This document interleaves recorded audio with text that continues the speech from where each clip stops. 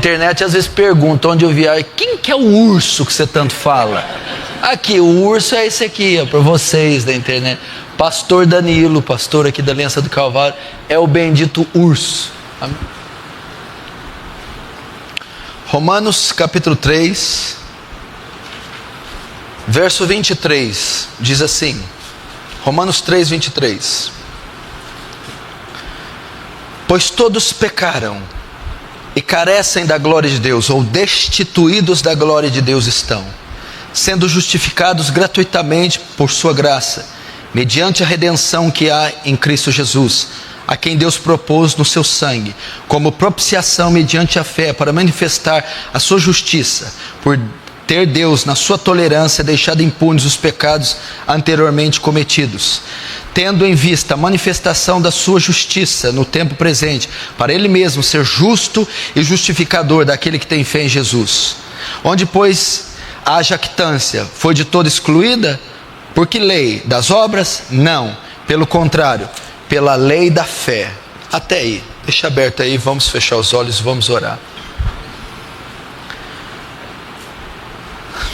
Santo Deus, como carecemos da sua graça.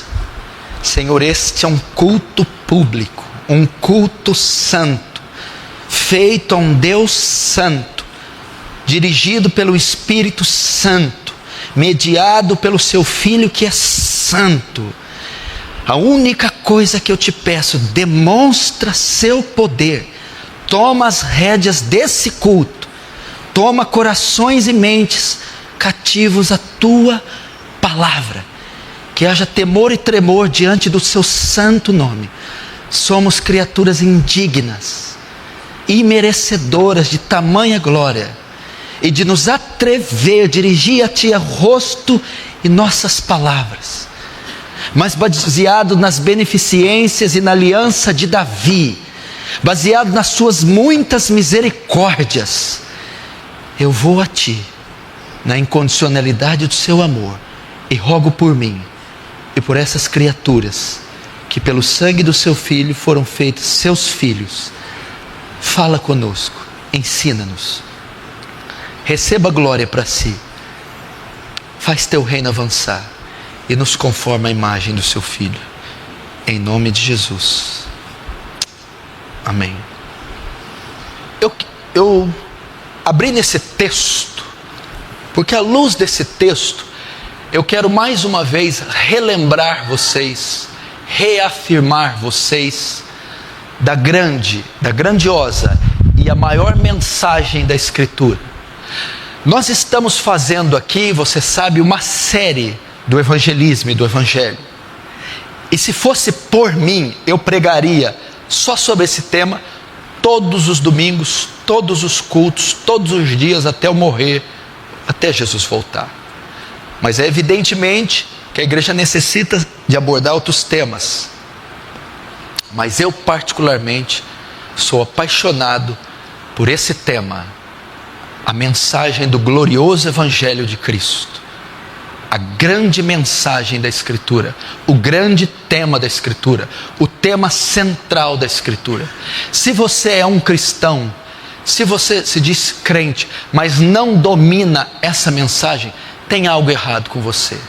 Infelizmente você é um cristão deficiente, débil, fraco.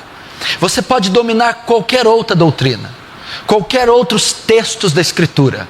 Você pode ser versado no grego, no hebraico, no aramaico, que foram as línguas escritas. Você pode conhecer e ir com Flávio Joséfo, o historiador Filo, e destrinchar toda a história dos hebreus, toda a história do Antigo Testamento. Você pode conhecer cada jota e tio da lei. Você pode ser versado nas cartas paulinas. Você pode ser um bom escatólogo. Mas se você não é versado, se você não domina a mensagem do Evangelho, você domina muito pouca coisa. É o tema central. Você vê nos primeiros capítulos da Bíblia, o Evangelho já está ali. Nos últimos capítulos, o Evangelho está ali. Cada folha da Escritura possui a mensagem do Evangelho. Cada folha da Escritura possui a mensagem do Evangelho. É o tema central de tudo. Você pega Gênesis, Deus cria o céu e a terra, Gênesis capítulo 1. No 3, o homem peca. No 3 já tem o Evangelho. Quando Deus amaldiçoa a terra e a serpente, Ele diz assim, amaldiçoa uma serpente, tu lhe ferirá o calcanhar, diz para a serpente, com relação ao homem, e tu lhe ferirá a cabeça. Já ali é o proto-evangelho.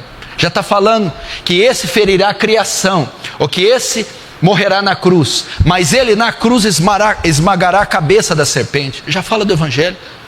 Aliás, até antes disso já fala. Por quê? Porque quando Adão peca, ele vê que está nu, se esconde e cobre-se com folhas. Mas Deus mata um animal, pega a pele do animal e faz uma roupa de pele de animal para Adão. Ali já tem o evangelho. O que? A morte de um animal, sangue derramado para cobrir a vergonha de Adão. A morte de Cristo para cobrir o nosso pecado. Ali o evangelho. Nos primeiros capítulos. O evangelho está em toda a Bíblia, em toda a Escritura. E você necessita dominar essa mensagem. Se eu escolhesse você agora aí, com o olho fechado, e pedisse para você me dizer o evangelho em 5 minutos aqui, o que você diria? Será que você já domina essa mensagem? Depois de eu ter pregado mais de 20 mensagens sobre o evangelho? O que é o evangelho? Eu não sei o que eu falaria. Eu não sei, não me chama não conheço. Mas como você pode não conhecer a maior mensagem de todas? O coração da Escritura. O propósito da nossa existência. O propósito da nossa existência. Nosso começo, meio e fim passa pelo evangelho. Ele não é só mais um tema, só mais uma história, só mais uma mensagem. Ele é o tema, a história, a mensagem. Tudo converge no evangelho. O evangelho é eterno, foi criado na eternidade. Antes que o mundo viesse a existir, nós viéssemos a existir, já havia o evangelho. Já havia um plano eterno de redenção, de salvação. E hoje a solução para o mundo é o evangelho. Você quer saber qual a solução dos seus problemas? O evangelho. Você quer saber qual é a razão e a fonte da sua felicidade? O evangelho. Você quer saber como fundamentar uma vida sólida, preparada? O evangelho. Não me venha me pedir curas de caroços, prosperidade, portazinhas abertas, ou um arrepio no final do culto para você ter um pouco de paz para dormir. Não é disso que a Escritura trata. Ela trata da reconciliação de um Deus santo com um pecador injusto mediante a cruz de Cristo. Isso é o evangelho. É ter nossos pecados apagados, cancelados. É ter a nossa aliança refeita com Deus, é ter paz com Deus, é ter quebrado o muro de separação entre nós e Deus. É ser livres da danação final, da danação eterna. É herdar novos corpos, herdar novos corpos numa nova terra, num novo céu. É isso que consiste a vida cristã, o evangelho. Agora eu pergunto a você, o que é o evangelho? Como você vive o evangelho? Como você recita, crê no evangelho? Como você ensina e prega o evangelho? Quanto tempo você gasta lidando com o evangelho? Nós precisamos saber o que é o evangelho. Nós temos uma cultura cristã hoje de profecias, de milagres, de revelações, de visões, de teologia de autoajuda, confissão positiva e tantas outras coisas, alegria e felicidade. Aonde está o evangelho nesse bojo doutrinário? Onde está o evangelho nessa salada evangelicalista? Aonde está essa mensagem? O evangelho basicamente é uma mensagem. Isso quer dizer o tema euangelion no grego. Boa notícia, boa mensagem. Uma mensagem, fala de uma mensagem. Essa mensagem consiste no quê? Num Deus grandioso e justo que perdoa os pecados dos homens, salvando-os. Ele perdoa, ele apaga as transgressões. Ele perdoa os pecadores que merecem o inferno e a ira de Deus, e os leva para o céu, para gozarem da eternidade com Cristo nos ares. Porque nós somos uma tricotomia: corpo, espírito e alma, não é isso? Nosso corpo pode se desfazer, mas possuímos almas eternas, que ou estarão por toda a eternidade no inferno, ou por toda a eternidade no céu. Dependerão de que lado elas ficarão, em quem elas crerão. Se rejeitarem a graciosa mensagem do Evangelho, a danação eterna pelos séculos dos séculos no inferno. Se receberem a mensagem, crerem e com arrependimento mostrarem obras, herdarão a vida eterna. Agora, vamos ver o coração do Evangelho. Abre em Êxodo 34. Êxodo 34, 5. Tendo o Senhor descido na nuvem, ali esteve junto dele. Dele quem? De Moisés. E proclamou o nome do Senhor. E passando o Senhor por diante dele, diante de Moisés, clamou: Senhor, Senhor, Deus compassivo, clemente e longânimo, e grande em misericórdia e em fidelidade, que guarda a misericórdia em 1000 gerações, que perdoa a iniquidade e transgressão e o pecado, ainda que não inocente o culpado, e visita a iniquidade dos pais dos filhos até a 3ª e 4ª geração. Primeiro vamos ver algo aqui que pode soar como uma incoerência. Olha o que diz ali o verso 7.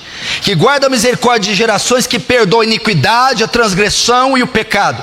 Essas palavras aqui é um hebraísmo. Iniquidade, transgressão e pecado é que o autor tinha a intenção de dizer que não há pecados que Deus não possa perdoar. Por isso ele usa iniquidade, transgressão, pecado. Ou seja, qualquer quantidade, qualquer número, de qualquer forma, não existe pecados que Deus não possa perdoar.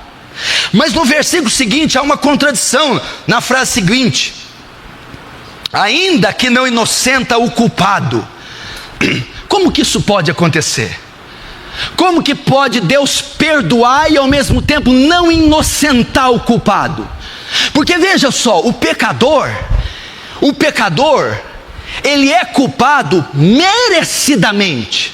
O pecador merece ser punido. O pecador não merece o perdão. Ele não merece ser absolvido. Então, a Bíblia diz que ele não tem o culpado por inocente. Então nós de fato somos culpados. O pecador é culpado pelos seus crimes. E Deus não tem o culpado por inocente. Ou seja, o culpado tem que pagar pela culpa, tem que pagar pelo pecado. Mas ele diz que perdoa. Como ele pode perdoar? Veja só no Salmo 32, para você saber. Salmo 32.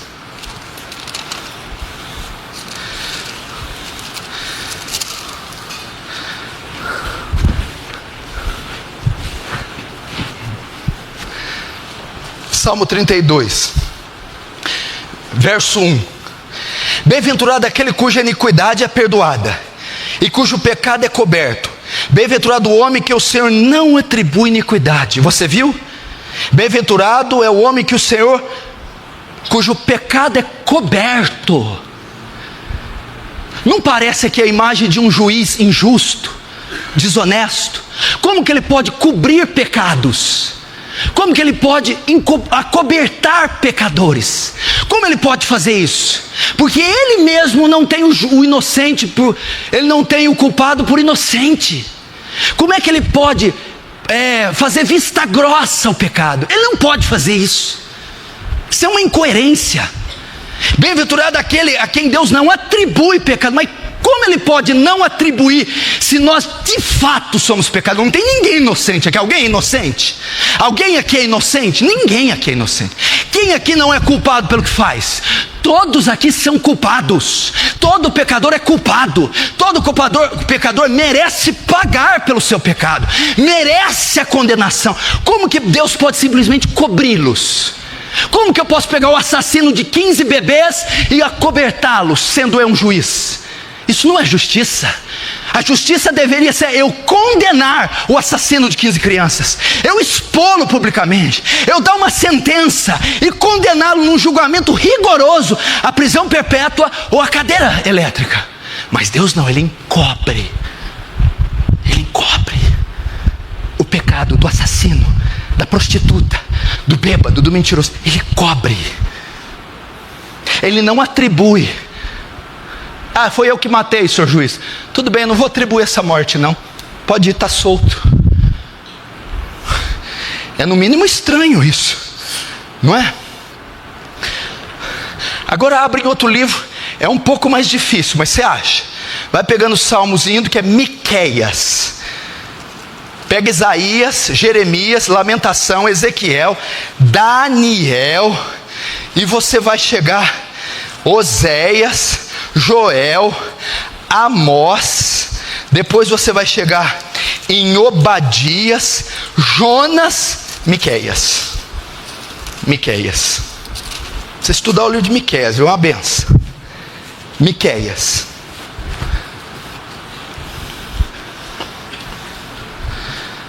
Miqueias 7.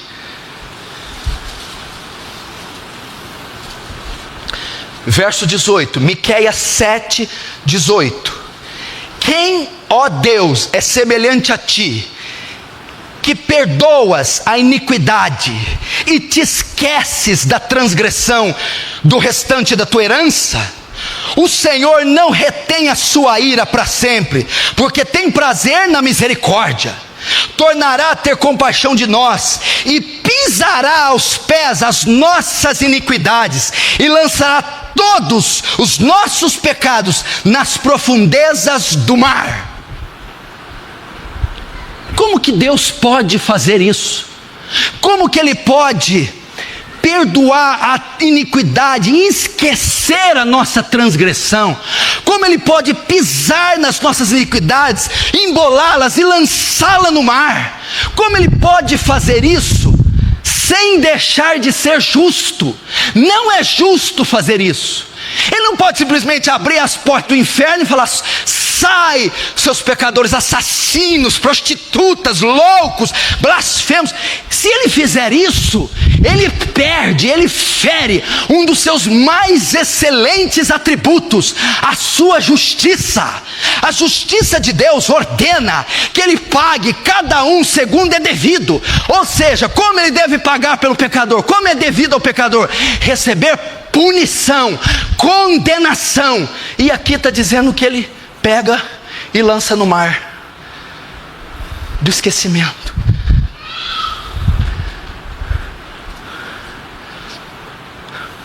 Lá em Êxodo tem um paradoxo: perdoa a iniquidade, a transgressão e o pecado, mas não tem o culpado como inocente. Não tem o culpado como inocente. Como pode ser isso? As crianças no fundo, por favor, quietinhas. Como pode ter isso? Vamos ver para você ter uma ideia. Agora, Provérbios, capítulo 17. Para você entender. Provérbios 17.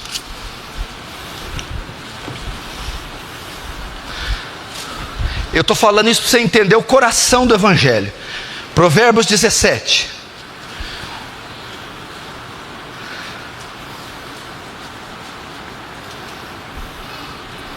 Verso 15. Diz assim, ó, escuta, presta atenção. O que justifica o perverso e o que condena o justo, abomináveis são para o Senhor, tanto um como o outro. Você entendeu? Presta atenção. Aqui vem o grande dilema da Escritura. Isso aqui é o coração do Evangelho. Eu quero a atenção de todos vocês agora. Isso é o coração. Sem isso aqui você não tem o Evangelho. Veja só. A Bíblia aqui em todos os textos que eu abri diz que Deus perdoa a iniquidade, a transgressão e o pecado até 1000 gerações. E Miqueias diz que ele esquece dos pecados, pisa neles e lança-os no mar. Em Salmo 32 diz: bem-aventurado o homem que Deus não atribui o pecado e cuja iniquidade é coberta. Mas aqui em Provérbios 17 nós temos um grande dilema, que diz: aquele que justifica o perverso é uma abominação. Deus não pode simplesmente perdoar os pecadores, porque eles são de fato pecadores. Ele não pode justificá-los, ele não pode simplesmente salvá-los. Se ele fizer isso, ele se torna uma abominação. Abominação. Você não leu aqui? Vamos ler de novo. 17:15. O que justifica o perverso e o que condena o justo, abomináveis são para o Senhor, tanto um como o outro. Esse é o grande dilema da Escritura. Como Deus pode justificar o ímpio? Como Deus pode perdoar o ímpio? Como Deus pode apagar as iniquidades, os pecados dos ímpios e não se tornar ao mesmo tempo uma abominação?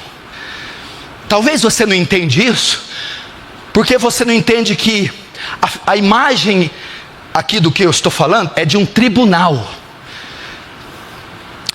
Se existe um julgamento na cidade, presta atenção, um serial killer, é um assassino em série, isso quer dizer serial killer, assassino em série.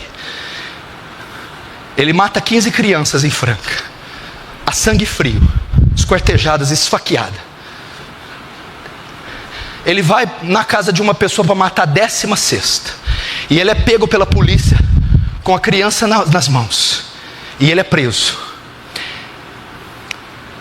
Ele vai ser julgado pelos 15 assassinatos que cometeu. No seu julgamento ele confessa: eu matei as 15 crianças. Por esse crime, o Estado ordena que ele seja punido com a execução na cadeira elétrica, seja morto. Ok? O Estado, a justiça do Estado exige que esse assassino de 15 crianças pague com a própria vida. Ok? Chega o dia do julgamento, ele está no banco dos réus, e lá está o juiz. Aí sabe o que o juiz faz? Manda ele levantar, bate o martelo: pode sair, meu filho, eu te absolvo dos crimes. Você acha que esse juiz é justo? Sim ou não? Esse juiz é uma abominação. Se esse juiz é justo, o que ele tem que fazer com o homem que matou 15 crianças? Ele tem que condená-lo. É assim que você tem que entender. Esta é a sua figura. E se ele não condenar, ele é injusto, e se torna uma abominação para a sociedade. O Estado exige que ele faça justiça. As mães dessas vítimas exigem que faça justiça. Soltar aqueles criminosos é um ato de injustiça. A mesma coisa, perdoar vocês é um ato de injustiça. Soltar vocês do inferno é um ato de justiça, porque eu somos serial killers, ou serial sinners, pecadores em série. Nós blasfemamos, murmuramos, quebramos 10 mandamentos todos os dias, 1 milhão de vezes cada um dos 10. Agora sentamos no banco dos réus, Jeová está lá, e Ele vai dizer para nós: eu perdoo vocês. Esse ato é um ato de Deus, se fizer assim, se torna uma Então como é que você vai para o céu? Não, ele é bonzinho. Não, querido, bonzinho é o jeitinho brasileiro. Paga uma propina e te solta. Isso não é justiça. Justiça é estar cada um segundo merece. Você comprou? Você pegou o produto na loja? Peguei. O que é justo? Você pagar. E se você pega e não paga, é justo? Não é justo. Então não tem essa, eu amo ele. Então você está querendo dizer que Deus nos soltou por amor? Então o amor de Deus é injusto. solta assassino injustamente. Não. O dilema é esse. Esse é o grande dilema disso. Escuta, presta atenção. Como Deus perdoa pecadores injustos, como Deus cobre os pecados de pecadores injustos, como Deus esquece das transgressões sem deixar de ser justo. Porque Deus só perdoar, cobrir, abrir o inferno e soltar os assassinos faz dele um juiz, um Deus injusto, faz dele uma abominação. O grande dilema da Escritura é esse: como Deus salva os filhos de Adão, os considera justos, limpa, apaga, cobre seus pecados, sem deixar de ser justo, sem tornar um juiz injusto. Como? Sabe qual que é a resposta? A cruz. Cristo. Aqui está o coração do Evangelho. A cruz de Cristo, a encarnação do Filho, o crescimento do Filho, a completa obediência à justiça e à lei do Filho, o sofrimento do Filho na cruz, a flagelação do Filho, a morte do Filho na cruz e a ressurreição dele no terceiro dia. Isso é o Evangelho. Esse é o coração do Evangelho. Vamos ver isso em 2 aos Coríntios, para você entender. 2 aos Coríntios, capítulo 5. 2 aos Coríntios 5.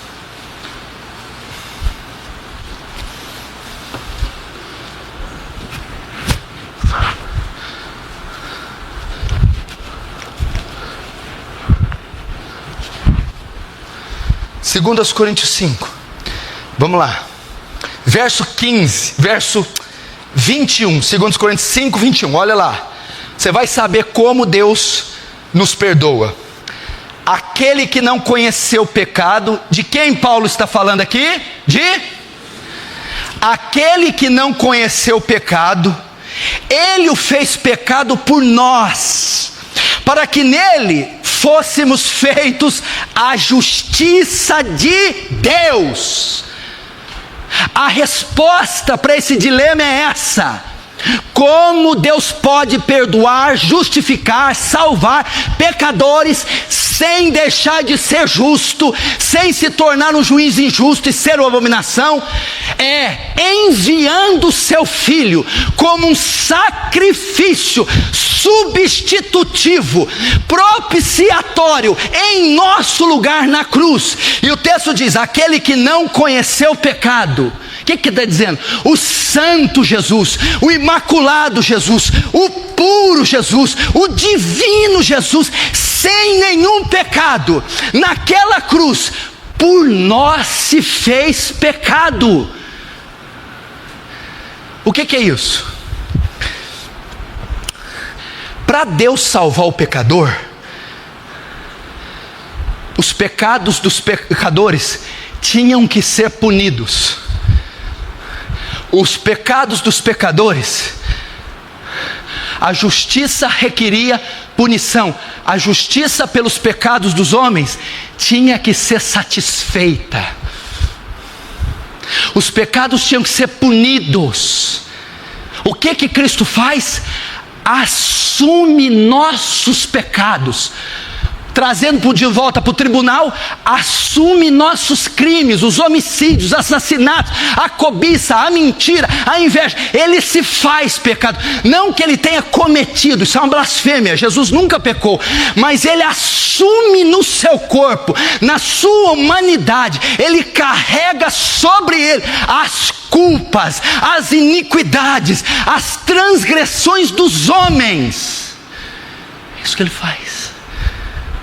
A chamada aqui na cruz, a doutrina da imputação. Naquela cruz, Cristo, Deus, imputa nossos pecados em Cristo. Você conhece amputar? O que é amputar um braço? Tirar para fora, cortar. Imputar é inserir, colocar, acreditar. Nossos pecados na cruz, crimes, nossas culpas foram imputadas, lançadas, insufladas, jogadas sobre Cristo. Logo, nossos pecados trazem sobre nós culpa. A culpa requer uma punição. A punição vem em forma de ira. Ok? Agora, ficamos livres da culpa, livres da punição e livres da ira. Por quê? Porque aquele que assumiu o pecado, Cristo na cruz, assume também a culpa, assume também o crime, e assume também a punição, e a ira que é para ter caído em nós, cai sobre ele, naquela cruz. A cadeira elétrica foi ligada, não sobre você, não com você sentado, a cadeira elétrica foi ligada em Cristo, e foi despejada toda a descarga, não da eletricidade humana, mas da ira de Deus na cruz. Então naquela cruz, Ele paga pelos nossos pecados, satisfaz a justiça, não do Estado, a justiça de Deus, recebendo a ira sobre Ele, morrendo. Então, se fazendo o pecado por nós, pagando, recebendo a culpa por nós, sofrendo a punição por nós, em forma de ira, morrendo, Deus então, através de Cristo, pode agora nos perdoar, nos justificar, pode agora nos considerar justos e salvos. O texto ainda continua: aquele que não conheceu o pecado, Ele o fez pecado por nós, para que nele fôssemos feitos a justiça de Deus. Presta atenção, para você entender aqui. Para um pecador ir para o céu, ele tem que ser considerado justo.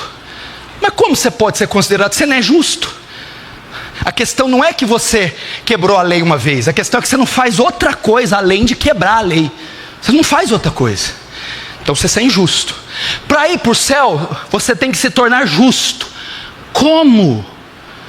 Aí vem a segunda doutrina, a doutrina da dupla imputação.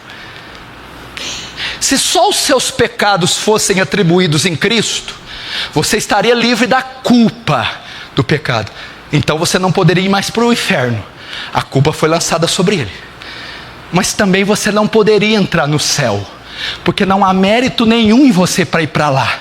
Você não cumpriu a lei, só pode ir para o céu quem cumprir toda a lei.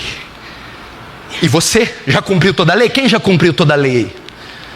Cumpriu. Então como é que você vai para o céu? Dupla imputação, olha só. De sorte que uma vez o pecado de Cristo, nosso pecado é imputado sobre Cristo, ficamos livres da culpa. Só existiu um homem que obedeceu toda a lei de Moisés. Só existiu um homem que cumpriu toda a justiça de Deus. Lembra quando ele foi batizado? João Batista diz assim: ué, eu que preciso ir a ti, tu que vem a mim? Não, João Batista, convém cumprir toda a justiça de Deus. E até batizar nas águas, Jesus batiza. Só existiu um homem que cumpriu toda a justiça. Quem foi esse homem? Jesus. Logo, todo o mérito de cumprir a justiça é de quem? Mas naquela cruz ocorre uma dupla imputação. Nosso pecado é imputado sobre Cristo, e o mérito dele ter cumprido toda a lei de Deus, a justiça dele é imputada sobre nós, lançada, dada para nós, colocada em nós. Há uma dupla imputação. Olha só, o meu vil pecado que me condena é lançado sobre ele, e a justiça, o mérito dele ter obedecido toda a lei é lançado sobre mim. Então naquele instante eu me torno justo, eu recebo os méritos de Cristo, eu recebo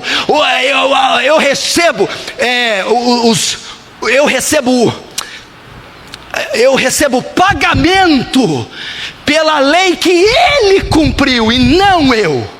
Então, quando o pecador crê, o martelo é batido e uma sentença favorável é dada a ele. Lembra que está no tribunal? O juiz está lá, ele é reto, justo. Ele não pode soltar os pecadores, senão ele se torna uma abominação, senão ele se torna injusto. Como ele faz para soltar aquele pecador sem deixar de ser justo e sem ser uma abominação? Cristo troca de lugar naquele banco, assume meus crimes, eu recebo a justiça dele sobre mim. Naquela hora, uma sentença favorável me é dada, eu me torno justo. Olha em Gálatas 3 para você entender um pouquinho melhor isso aí. Gálatas 3, só voltar aí, só ir para frente um pouquinho. Gálatas capítulo 3.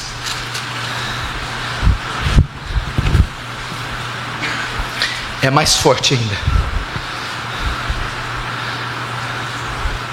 Gálatas 3:10. Todos quantos, pois, são das obras da lei, estão debaixo de maldição, porque está escrito: maldito todo aquele que não permanecer em todas as coisas escritas no livro da lei para praticá-las. Agora o verso 13. Cristo nos resgatou da maldição da lei, fazendo Ele próprio maldição em nosso lugar, porque está escrito: maldito todo aquele que for pendurado no madeiro. Olha só, igreja, a lei de Moisés é clara: maldito era todo aquele que não permanecer em todas as coisas escritas no livro da lei para praticá-la. Quem quebrasse um só princípio da lei era considerado maldito. É uma maldição, e nós quebramos toda a lei. Então diante de Deus éramos malditos. Mas naquela cruz, como pode pessoas malditas se tornarem benditas, malditas herdarem a vida eterna, malditas serem perdoadas? Como pode pessoas malditas que acabaram com a lei de Moisés não irem para o inferno? O verso 13 dá a resposta: Cristo nos resgatou da maldição da lei, Cristo nos absolveu, Cristo nos protegeu dela, fazendo Ele próprio maldição em nosso lugar. E como Ele se fez maldição em nosso lugar? É só olhar o resto do versículo. Porque está escrito: maldito todo aquele que for pendurado no madeiro. Cristo foi morto aonde? Numa cruz. E morrendo numa cruz, Ele foi feito levou nossa maldição. Esse é o coração do Evangelho. Isso é o Evangelho. Isso aqui. Não adianta dizer: Jesus te ama, Deus tem um plano maravilhoso na sua vida, vem para a minha igreja para você ter um pouco de paz, Deus vai restaurar seu casamento, Deus vai prosperar você de alguma forma. Isso não é o Evangelho. Não é o Evangelho. O Evangelho consiste em dizer o que Deus fez pelo pecador através de Cristo naquela cruz. Isso é o coração do Evangelho. Isso aqui realça, só isso que eu disse, realça os atributos de Deus. Como assim realça? Querido, a santidade de Deus, a justiça, elas são tão elevadas que Ele teve que matar o próprio Filho. A santidade de Deus foi tão ofendida que Ele tinha que descarregar a ofensa recebida em forma de ira sobre alguém. E como Cristo levou nosso pecado e ofensa, Ele descarregou toda a sua ira no seu próprio Filho, naquela cruz. Isso é o Evangelho.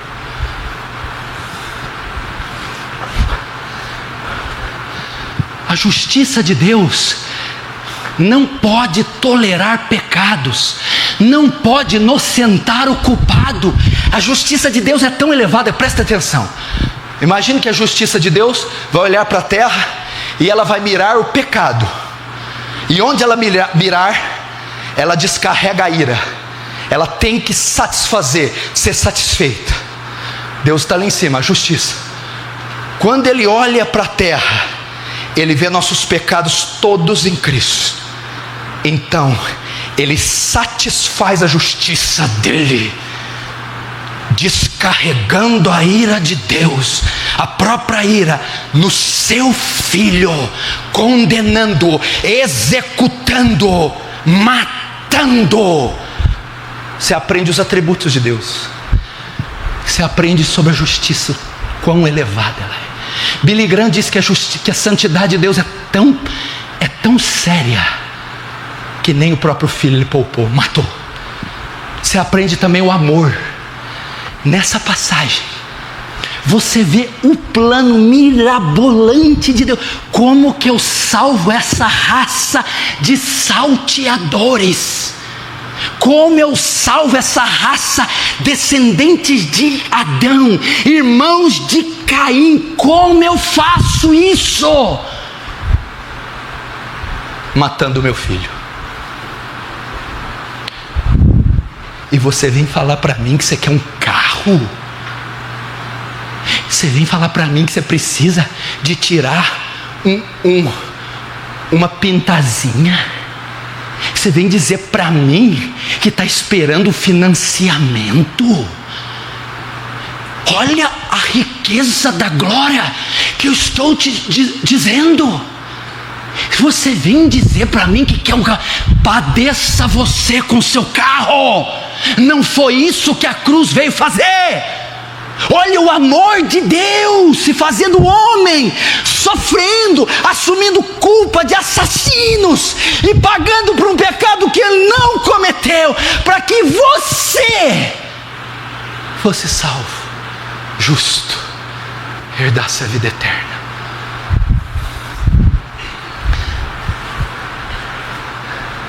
Aqui você pode ver o amor. Aqui você pode ver o coração do Evangelho. Esse é o Evangelho de Cristo. Agora você entende porque Paulo pode escrever em Romanos 3, 26? Sendo Ele justo e justificador do que os crê. Ele é justo, Ele justifica o pecador, Ele é justificador do pecador, Ele salva e cobre o pecado, perdoa, sem deixar de ser justo. Ele se torna justo e justificador do que os crê. Como Ele se torna justo? Como ele é justificador e justo ao mesmo tempo. Como Ele justifica o ímpio sem ser uma abominação. Como Ele justifica, salva, perdoa o ímpio sem ser injusto. Resposta: a cruz de Cristo. A encarnação do Verbo, o sofrimento do Verbo, a imputação do nosso pecado, a imputação da justiça em nós, o despejar da ira no Filho, satisfazendo a própria justiça. Agora eu não acabei não, se falar até aqui ainda não é o Evangelho. Falta um adendo, um item: a ressurreição. Porque se Cristo estivesse só morto, vã é a nossa fé e morreríamos os nossos pecados. Se ficasse só na morte, não poderíamos herdar a vida eterna. No terceiro dia, glória a Deus, glória a Deus, que os céus e os anjos e a igreja, num coro uno, louvem e adorem esse nome. No terceiro dia, a morte, Pedro diz, soltas as ânsias da morte, porque não era possível que por elas ele fosse preso. No terceiro dia, ressuscitou dos mortos em glória e vive para sempre. Por que ele ressuscitou? Porque veja só, ele estava obedecendo princípios da lei, das sombras da lei mosaica. Hebreus diz assim: sem derramamento de sangue não há remissão de pecados. Hebreus 2 diz que toda transgressão recebeu justo castigo. No ano da expiação, o sumo sacerdote oferecia um animal, borrifava o sangue no propiciatório para cobrir o pecado dos homens. Cristo veio como uma propiciação, como um sacrifício vicário. Ele veio na forma de homem, para salvar homens. E ele veio se oferecer como um sacrifício. Por isso ele é chamado o Cordeiro de Deus, que tira o pecado, que encobre, que apaga, que perdoa o pecado do mundo. E naquela cruz, que é uma espécie de um altar, ele é oferecido como um sacrifício e como uma propiciação. O que é uma propiciação? Um sacrifício que aplaca a ira de Deus. Suponhamos que a ira de Deus, ela é do tamanho de um cometa, 100 vezes maior que a terra. Um cometa flamejante. A ira de Deus é um cometa. E esse cometa vinha em direção da terra. E a hora que ele chocasse com a terra, ele ia fulminar, trucidar, exterminar toda a raça humana. Pois a ira de Deus é um cometa milhões de vezes maior que esse. E ele estava vindo sobre você. O que é propiciação? Quando esse cometa 100 vezes maior que a Terra vinha fora de órbita para colidir com a Terra, para colidir com você, Jesus naquela cruz abre os braços, coloca as costas sobre o cometa, você na frente dele, e ele diz: agora solte o cometa. Então esse cometa vem em forma de ira, e ele na cruz, ele suporta todo o peso desse cometa, da ira, sem que uma fagulha te atinja. Isso é propiciação, um sacrifício que aplaca, apazigua, suporta, retém a ira de Deus. Nenhum estilhaço pegou em nós. O seu grande capitão, o seu grande senhor, o seu grande general se colocou na sua frente, entre você e o cometa da ira, e com suas costas naquele madeiro, ele suportou a ira, dizendo: está consumado, está quitado, está pago. Ele é um sacrifício. Só que o sacrifício, presta atenção. Tá me olhando aí, hein, Bruna? Tá entendendo, filha? Mas assim, se estiver entendendo. Isso. Só que tem um negócio, Bruna. E se Deus falasse assim para Jesus: não aceito o seu sacrifício? E se Deus falasse: não aceito esse sacrifício, não foi suficiente, vou aniquilar a raça humana? Como eu sei que Deus aceitou o sacrifício de Jesus quando ele morreu? Qual é a prova que Deus aceitou o sacrifício? Sabe qual é? No terceiro dia ele ressuscitou dos mortos. A ressurreição é uma confirmação de Deus dizendo: eu aceito o seu sacrifício, estão pagos os pecados dos homens, eles não me devem mais nada, minha justiça foi satisfeita, minha ira apaziguada. E assim, ressuscitando dos mortos seu filho, ele confirma que aceitou o sacrifício. Esse é o Evangelho. Esse é o glorioso Evangelho, o estupendo Evangelho. Por ele você deve louvar ao Senhor, você deve coroá-lo com muitas coroas, regozijar com os santos, com os mártires, com os anjos, com o coro angelical, louvá-lo por tamanha obra. Esse é o Evangelho.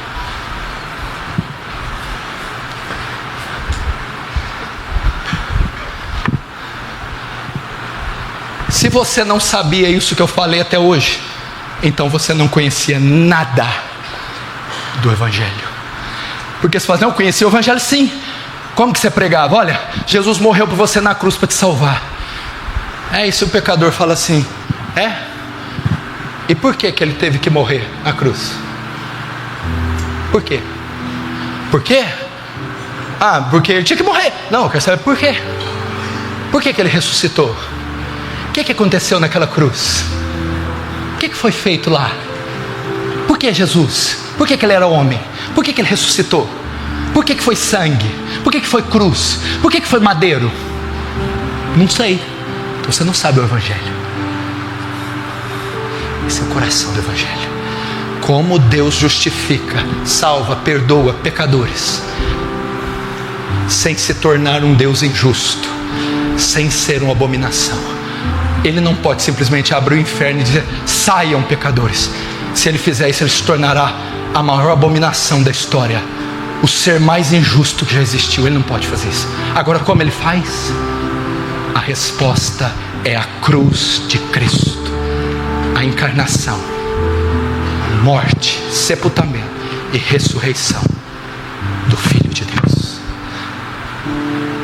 Se você concorda comigo que essa é uma gloriosa mensagem, se essa rude cruz te alcançou, se você pode derramar lágrimas, não é porque tem um carro zero na sua casa,